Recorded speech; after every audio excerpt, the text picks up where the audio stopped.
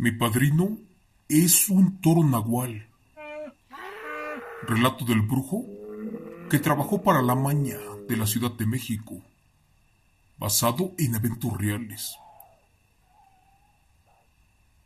Hace años se supo que don Roque, aquel bondadoso hombre y noble, vivió por los cerros de Tláhuac, pero efectivamente era un brujo nahual, pero no muy diferente a todo lo que se ha contado en redes sociales.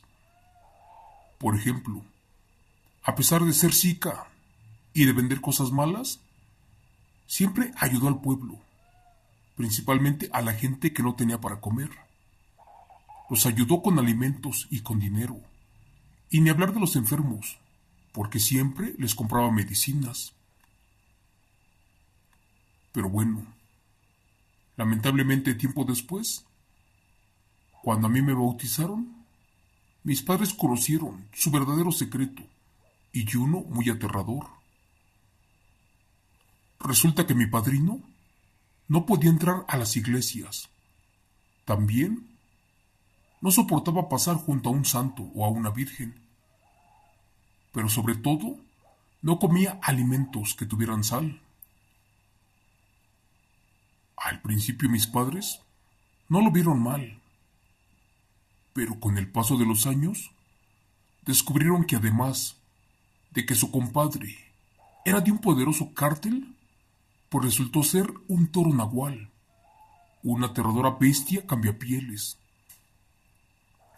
Mis abuelitos, que en paz descansen, le decían a mis padres que por favor me volvieran a bautizar, ya que era sabido que mi padrino era un nahual y sobre todo uno muy peligroso.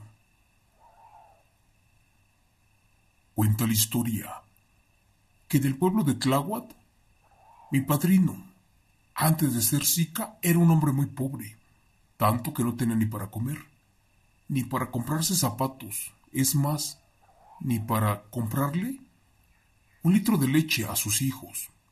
Pero bueno, resulta que una vez lo vieron en lo alto de un pueblo llamado San Juan, justo allí por unas cuevas, que al parecer estaba invocando al diablo. La persona que lo vio asegura que llorando le pedía suerte, trabajo y dinero, y todo lo posible para que saliera de la pobreza, y esto se lo pedía a Satanás.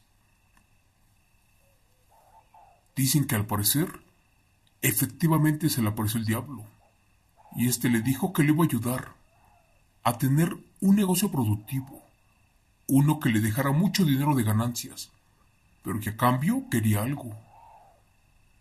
Sin pensar en las consecuencias, mi padrino aceptó y le dijo que pidiera lo que estuviera a su alcance, que él se lo daba. Ese demonio le dijo que a partir de este momento sería una más de sus bestias y que como recompensa le daría mucho poder y dinero, además de fama. Por eso mismo aceptó y cerraron el trato sin saber en lo que se había metido. Días después, mi padrino se puso a vender cosas ilícitas y se fue hasta arriba, porque el dinero le llovía por bultos.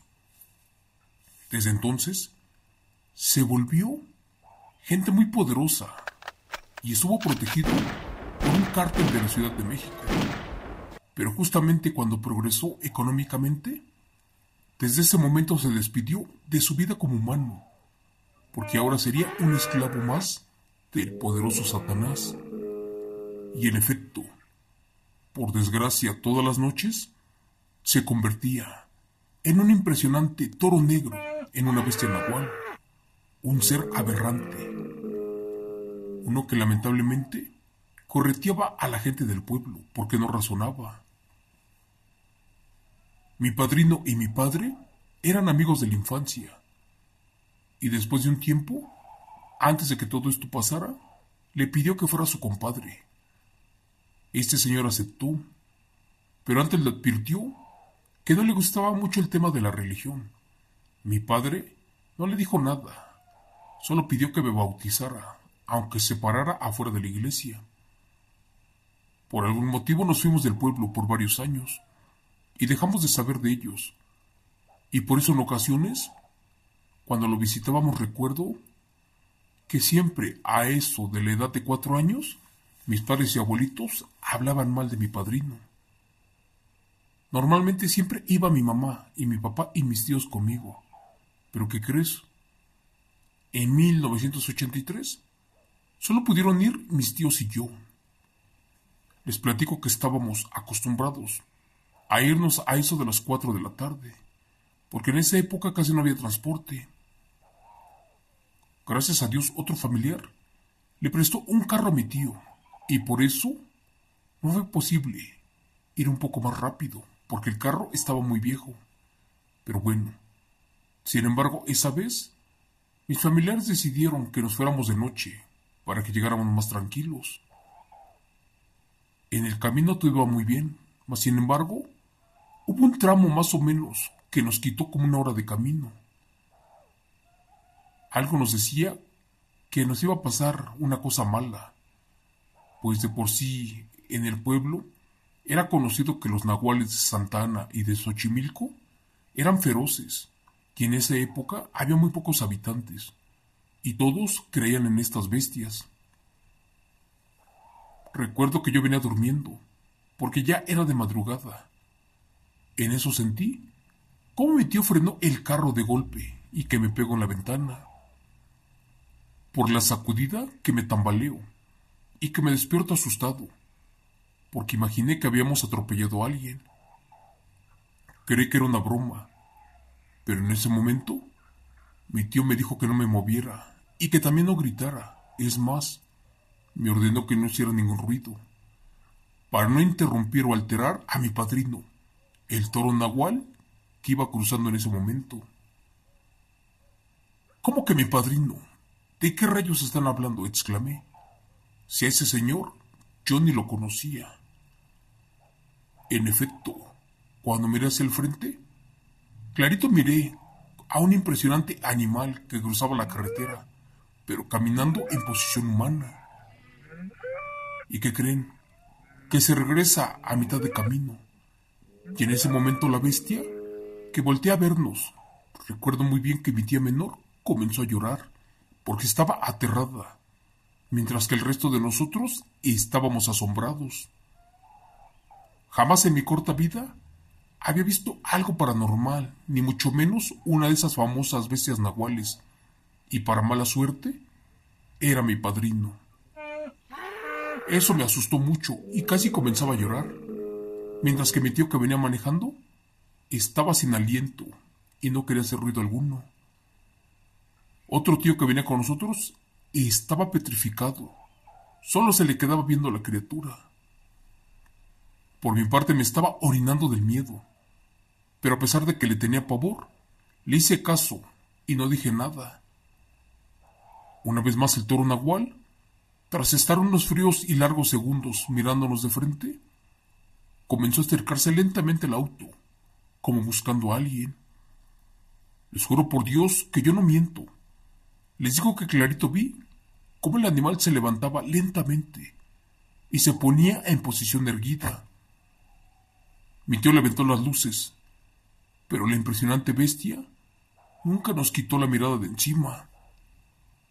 Así estuvimos agachados, sin mirarlo a los ojos, rogándole a Dios que se fuera y que siguiera su camino. De pronto se nos fue encima, con su cuerno que nos voltea el coche y que nos avienta por una vereda. Madre mía, esa bestia sí que era sumamente fuerte. No sé por qué, pero si el nahual hubiese querido, nos hubiera quitado la vida, porque en verdad era enorme. Pero aquí pasó algo que no comprendimos hasta tiempo después. Resulta que minutos después llegaron 2 camionetas más, y estos hombres le dieron una buena cantidad de dinero en una bolsa a la bestia, y ésta sacó los paquetes, y ¿qué creen? Que se los lleva como si nada. Cuando creí que nos iba a quitar la vida, entonces comprendí por qué motivo nos sacó del camino. Aquellos hombres iban armados y no se tentaban el corazón con nadie, ni siquiera con la gente que estuviera mirando. Por ese motivo supimos que nos estaba sacando del camino, para que no nos pasara nada malo, porque aquella gente de la maña terminaban con todos. Al comprender mejor las cosas, nos agachamos para que no nos vieran e incluso hasta cerramos los ojos temblando. Minutos después, cuando se fueron, comprendimos que mi padrino ya estaba solo. Les cuento que cuando escuchamos que las camionetas partían, en ese momento nos asomamos y vimos cómo el toro nahual rodó por los suelos y después de 7 vueltas se incorporó nuevamente convertido en ser humano. Fue allí que comprendimos que ya no había peligro y se acercó para pedirnos una disculpa, pero también nos explicó que era muy peligroso estar allí. Al final de cuentas, ya me daba mucho miedo ir a ese pueblo del oriente de la Ciudad de México, sobre todo para visitar a mi padrino, al toro de la maña, a la bestia nahual de la Ciudad de México. Lamentablemente, años después, él se perdió y ya jamás apareció. Unos dicen que los rivales lo cazaron, otros más que un sicario lo atrapó y por último, cuenta mi padre, que supuestamente la bestia se cansó y se fue a hacinar, a entregarse, a fallecer allí por los cerros de Tláhuac. Pero al final de cuentas, de él nunca se supo nada. Y a pesar de que ya pasaron como 40 años, sigue sin aparecer su cuerpo. Gracias. Relato escrito y adaptado por Chemo San Juan de los eventos reales del señor Juan Manuel Ojeda Cortés.